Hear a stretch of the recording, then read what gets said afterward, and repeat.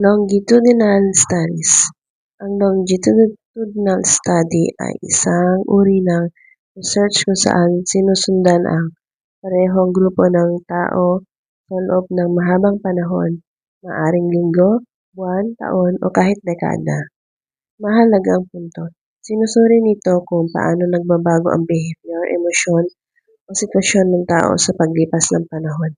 Halimbawa, isang pag-aaral sa Germany na tumagal ng 20 years ang nagpakita na ang mga taong nag-aasawa ay mas masaya na bago pa man sila ikasal kumpara sa mga hindi nag-asawa. Malaki na itutulong nito sa pag-test ng psychological theories. Limitasyon, mahal at matagal gawin. Kailangan ng malaking commitment mula sa researchers at participants. Surveys. Ang survey ay paraan ng paghanap ng impormasyon gamit ang questionnaires o online forms. Mahalagang punto. Kayang maabot ang maraming taon sa mas mababang gastos at mas maikling oras.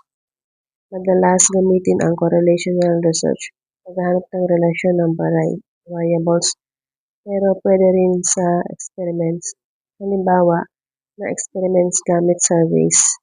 Papakita ang participants ang survey na masaya versus malungkot na tao. Resulta, mas pininiwala ang mapupunta sa langit ang masasayang tao. Variables. Independent variable. Magiging masaya o malungkot. Dependent variables.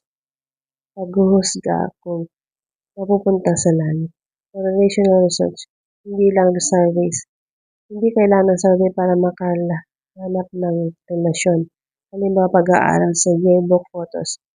Ang mas malakas na ngiti ay konektado sa mas mataas na posibilidad na mag-asawa pagkalipas ng 10 taon. Ang longitudinal studies ay magbibigay ng malalim na insight sa pagbabago sa paglipas ng panahon pero mahal at matagal. Ang surveys naman ay mabilis at cost-efficient na paraan para mangalap ng data mula sa maraming tao. Parehong mahalaga ang dalawang ito sa psychology para maunawaan ang behavior at relasyon ng mga variables.